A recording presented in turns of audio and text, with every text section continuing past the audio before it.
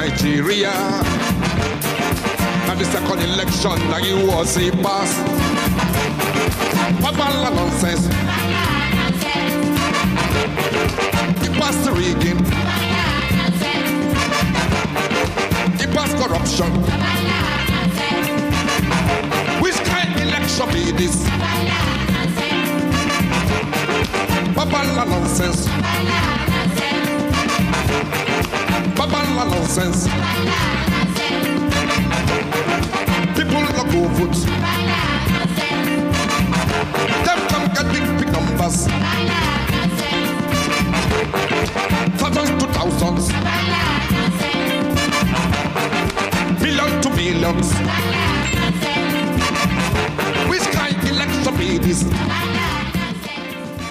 What a way to start a weekend. You should have seen the dancing that's happening right here in studio with that track in the background. Now, 20 years ago, on the 2nd of August, 1997, in Lagos, Nigeria, and the world lost one of its most talented sons in Fela Anikulapo Kuti. Now, a press release from the United Democratic Front of Nigeria on the occasion of Fela's death noted that those who knew you well were insistent that you could never compromise with the evil you had fought all your life. Even though made weak by time and fate, you remained strong in will and never abandoned your goal of a free, democratic, socialist Africa. Well, this is as succinct a summation of Fela's political agenda as one is likely to find.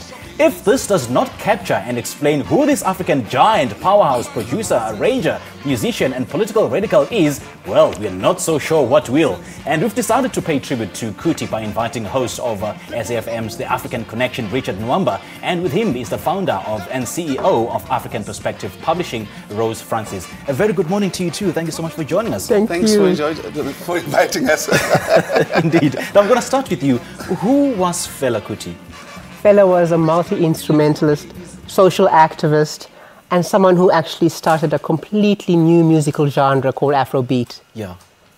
And what did he mean to you? What does his music mean to you, Richard? Well, we don't have enough time to talk about all that I know, right? But literally, I call him an iconoclast genius. One of the reasons why I call him that is because he had no holy cows. He would attack religion.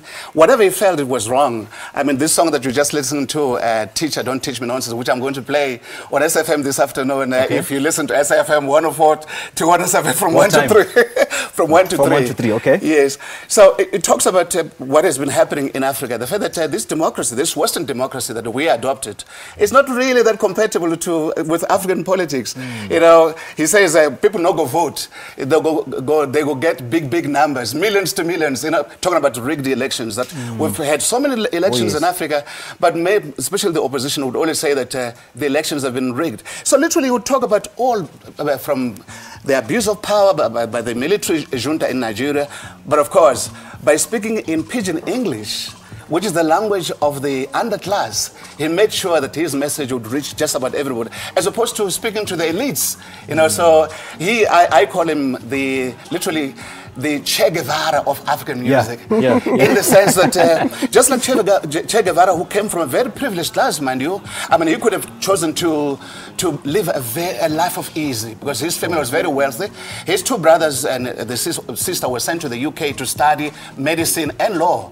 And he himself, in 1958, was sent to London to study medicine. Of course, he enrolled at Trinity College to study music. And when his father, the Reverend Ransom Kuti, found out about that, he was so angry that at one stage they were not on speaking terms. But we're glad that he chose to take music as opposed to just follow in the footsteps of his siblings. Because today, I say he's one of the most monumental musicians ever produced by this continent. We've got these books here. Rose is going to speak about this book that she's publishing, the biography, This Beach of Life by the Cuban writer Carlos Moore. But these are academic books, because he is the most studied musician in Africa. There have been so many masters and PhD dissertations and theses written about him. Like I said, we don't have enough time to talk about all that he has done. No wonder he's called the tornado of a man and a political insurrectionist. So, Rose, when were you first fully aware of the inventor of Afrobeat? Oh, while I was still at school. Really? Way back, absolutely. The track that really got me hooked to was a track called Lady. Oh, who would forget that? And then there's another one called Original Sufferhead. Yes, absolutely. So what was it about this man that made you sit up and listen and pay attention? I first listened to his music in the 1970s. You might remember there was a song called Shakaraj by Rosa has already mentioned Lady. But there were quite a number of songs that even those of us who could not understand pidgin English, because if you listen to it, if you speak English, you will be able to understand the message. So I was still a high school teacher. Every time I would get paid, I'd go to Kohinoor, down Commercial Street in the 1970s and 1980s. There was a place called the Kohinoor, and they would sell his LPs.